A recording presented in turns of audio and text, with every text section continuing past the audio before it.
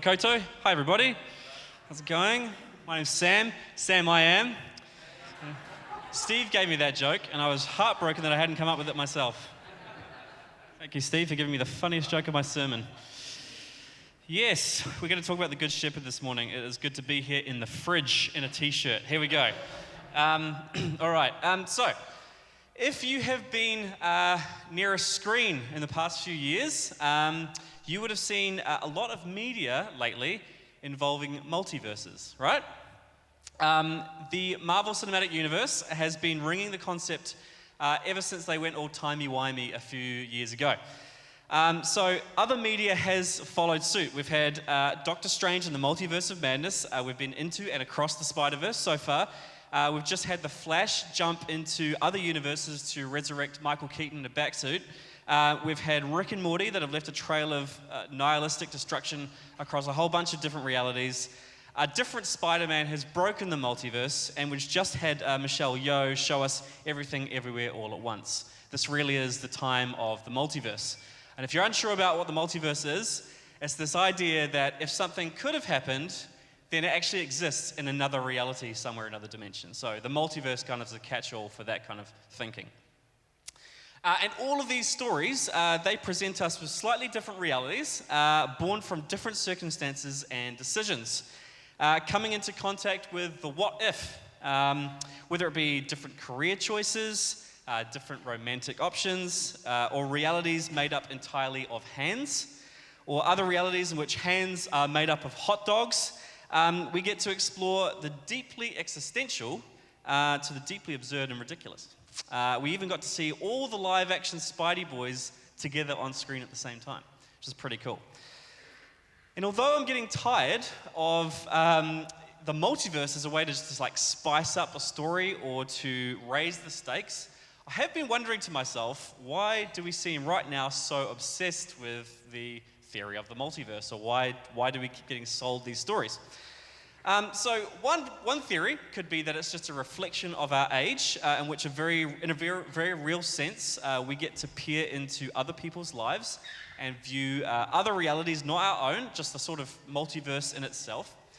Another theory could be, we can say that we probably still have no idea of what the internet age has done to us, and we're definitely processing what still feels like new infinities of content, sort of like new information and new experiences. So that's another idea. Or you could just take a really cynical view and say that it's just media conglomerates who have run out of ideas and just want to generate endless content from their IP to exploit our nostalgia, and there's certainly truth in that too. But I think in some ways it's actually helping to express an anxiety of our age, the pressure to self-author, to make something of ourselves, to make our lives meaningful and valuable. We're sort of wondering, have we done that right? And these stories follow characters as they come into contact with these other possible realities that they could have had. Sociologist Ulrich Beck says, the choosing, deciding, shaping human being who aspires to be the author of his or her own life, the creator of an individual identity, is the central character of our time. The shaping human being who aspires to be the author of his or her own life. That's kind of what it means to be human right now. We are in charge of writing our own stories, which means it's all down to us. Joseph Campbell, the man behind the hero's journey theory, agrees. He says, life has no meaning. Each of us has meaning and we bring it to life. It's a waste to be asking the question when you are the answer. So the pressure is on. We as a culture have thrown off the big stories that we used to find ourselves in, that for so long told us who we were, to be able to write the stories we want for ourselves.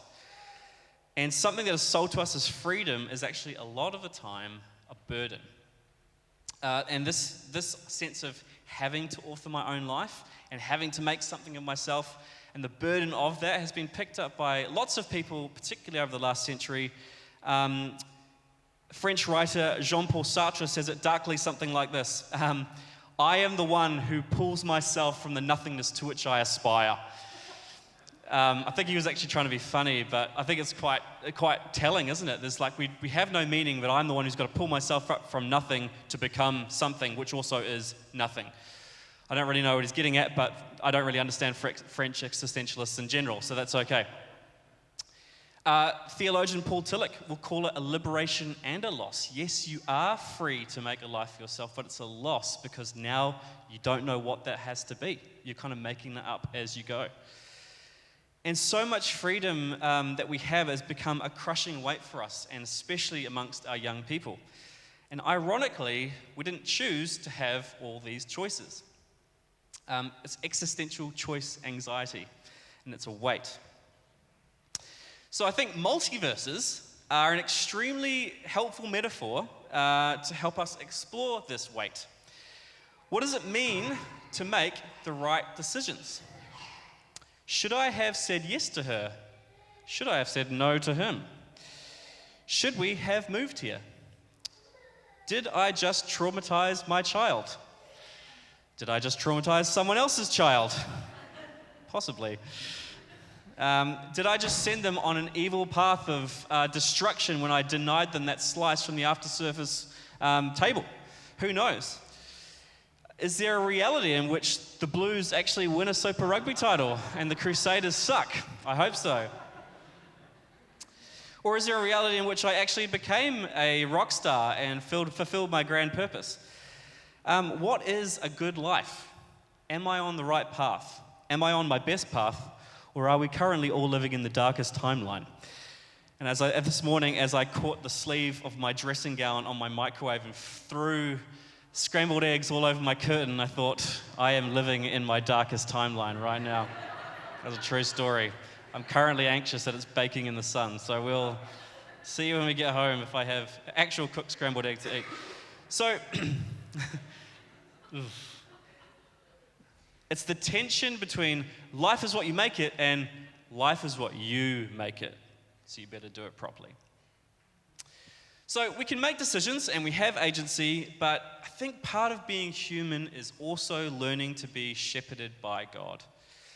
And although this can feel a little bit condescending to the 21st century self-authoring ear, it's actually a really great thing. So let's go back to the Bible. In John 10, as we've just heard, Jesus is referring to himself as the Good Shepherd. And this isn't a random metaphor. The word shepherd has a lot of history in the Old Testament scriptures. It actually first turns up in Genesis when Jacob, the father of Israel, on his deathbed refers to God in quite a lovely, touching way as he who has been my shepherd from my birth to this day. So that's the first time it shows up. But then the metaphor gets picked up a number of times with obviously the most famous psalm sitting around it. The Lord is my shepherd, I shall not want. He makes me lie down in green pastures. And God is depicted as the one that gives his people rest, finally, who protects them, who provides for them and leads them. And Ezekiel 34 is probably one of the most tender passages of the Old Testament. After harshly criticizing the leaders who have abused and scattered and neglected the people, God says that he himself will be their shepherd, saying, I myself will search for my sheep and look after them. As a shepherd looks after his scattered flock when he is with them, so I will look after my sheep. I will rescue them. I will pasture them. I myself will tend my sheep and have them lie down. I will search for the lost and bring back the strays. It's beautiful stuff. So when Jesus starts using this language, it's a callback. It's super familiar to all the hearers. So it's, in that case, it's hugely profound. When Jesus says that he's the good shepherd, he's stepping into the role of God, of Yahweh. In Mark, he even seemingly enacts Psalm 23. He brings the people into a wide grassy area, comforting the distressed crowd and then feeding them. So he's taking on the mantle of this promise. So that's a big deal. He's saying all the words that were written about God have now found their target in him. He is the good shepherd. He has turned up, God has turned up with skin on. So I think what you see in Jesus is the compassion of God looking at the human condition and seeing the ways that powers and influences exert their powers on us, often leaving us bewildered, and he actively steps in. And I want to be up front.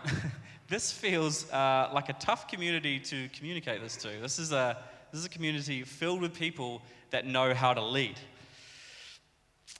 And so to call you people sheep feels a little bit wrong. It's often an insult, isn't it? You know, the sheeple. Sheep basically don't know how to make it on their own. They lack the instincts to survive in the wild in any context. They don't know how to evade predators. And they don't really have any aggression to fight, which means if someone attacks them, that's it. They need help. They're helpless. They're not very smart.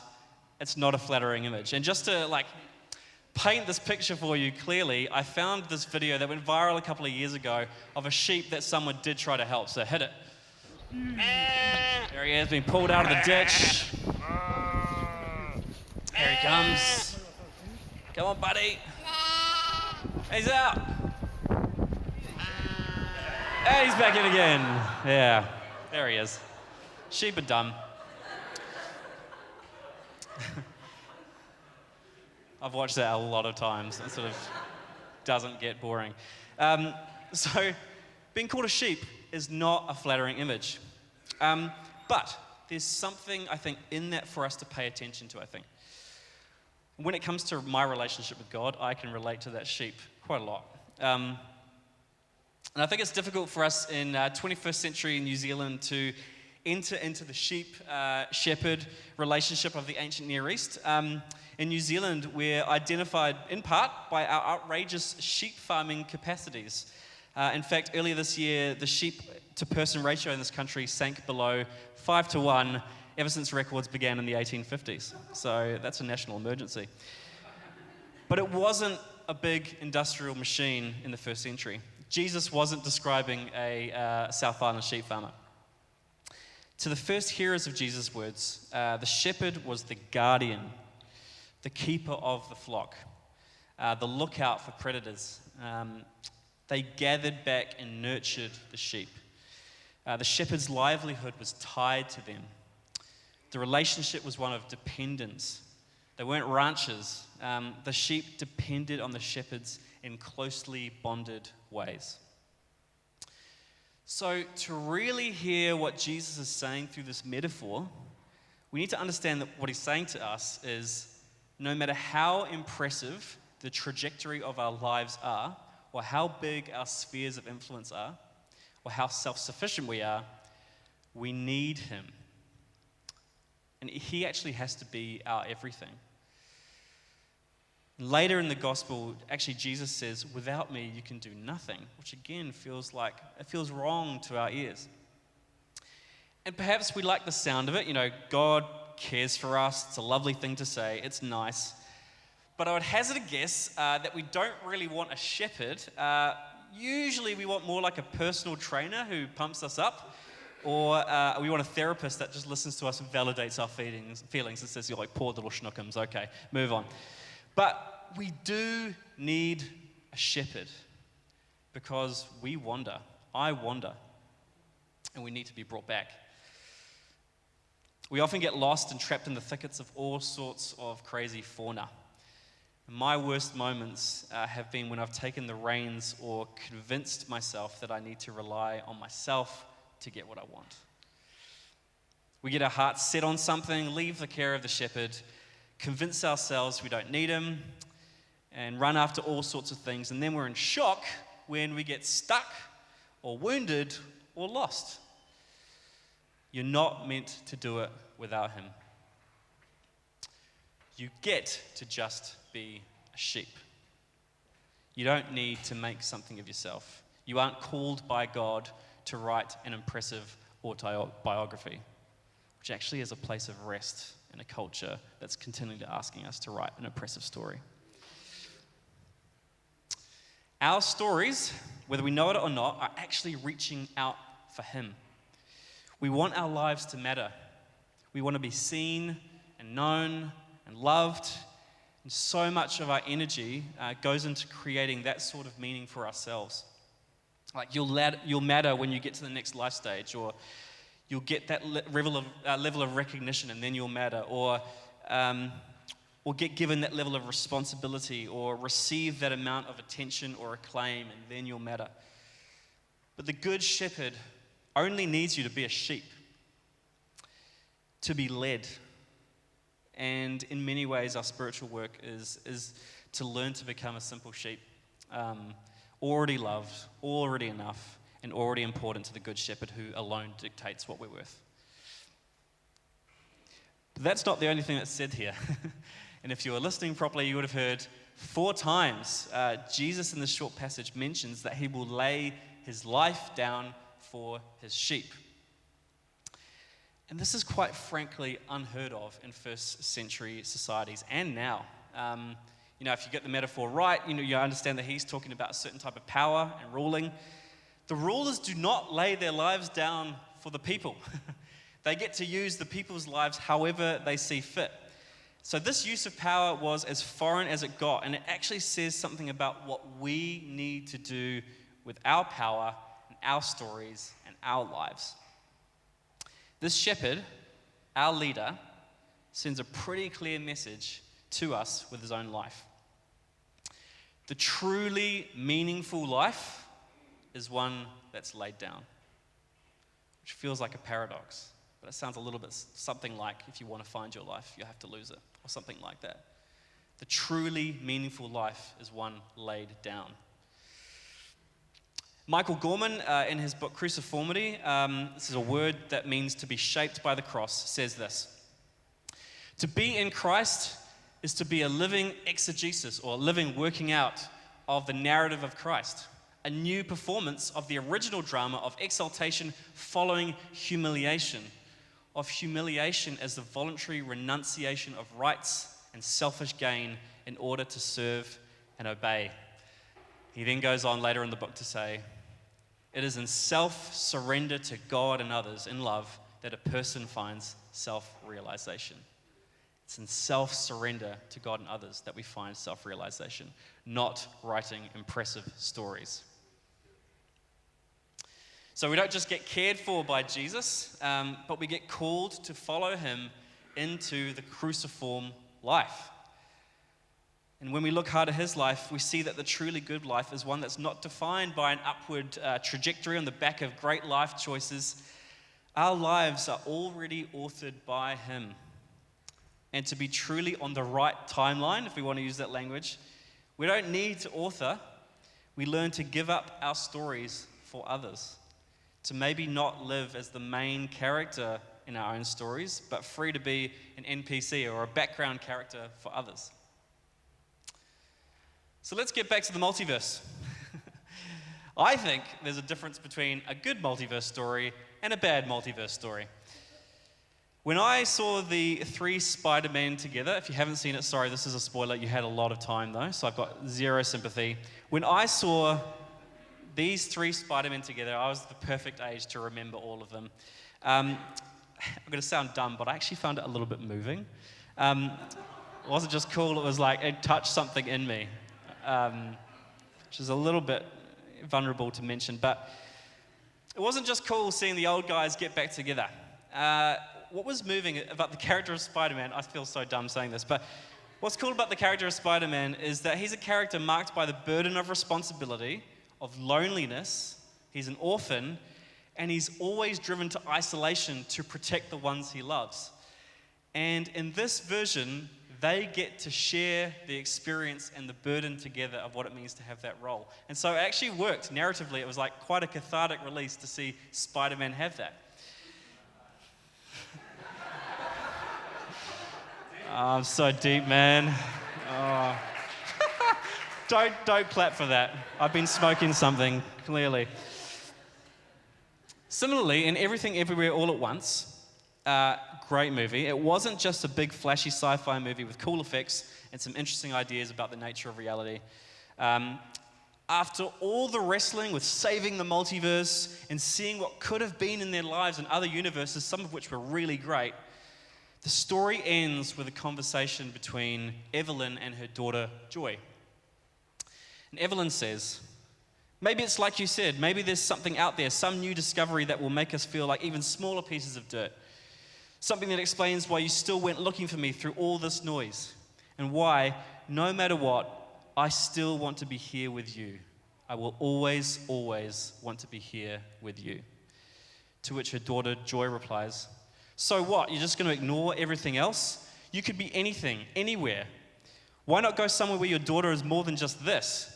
Here, all we get are a few specks of time where any of this actually makes sense. And Evelyn responds, then I will cherish these few specks of time. And I think these stories are actually getting pretty close to what is actually revealed in the gospel. With different choices, our lives could have been different, maybe better. But that's not the point. The point is, we have this reality. We have this timeline. We have these people. And while we're here, we're called to commit to them, to love them. And we're here, as our Good Shepherd has shown us, to practice self-surrender for each other. That's what church is for. To lay aside our ambition for one another. To learn to be led when we know how to lead. To lay our lives down. And we proclaim the Lord's death in communion because that's what we're here to be formed by. We are asked to be a cruciform community. So we can leave the self-authoring buzz behind and say, actually, to truly self-author is to give it up for the people around us. So I want to leave you with a few questions to think about as we move into a time of reflection. So let's make room for the Spirit of the crucified Jesus to speak to us. So if you want to make yourself a little bit comfortable and close your eyes, that's totally okay.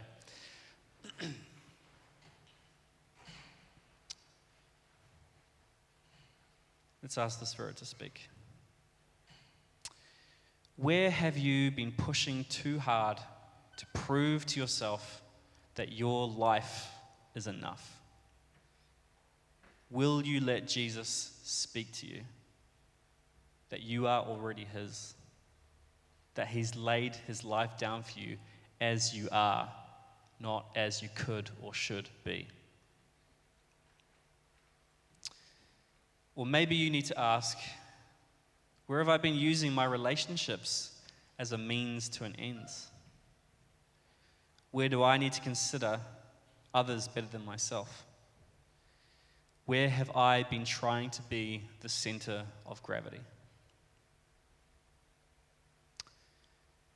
Or where have I been actively taking the reins and going in directions I know I shouldn't?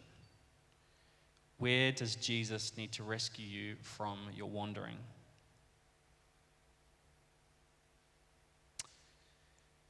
And Lord, we come to you this morning knowing that you are completely for us, that you laid your life down for us, that you love us, and that you want to give us rest from having to make something of ourselves.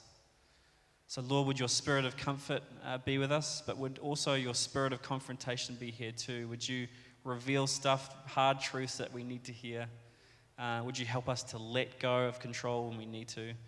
Teach us to be led by you. Teach us that we need to be shepherded. And Lord, would you bind us together as a community, that we would learn to practice laying our lives down for one another, to put each other before ourselves. And may the way that we love each other here at St. Augustine's show what kind of leader we do follow, Lord. Would you grow us in our cruciformity? Amen.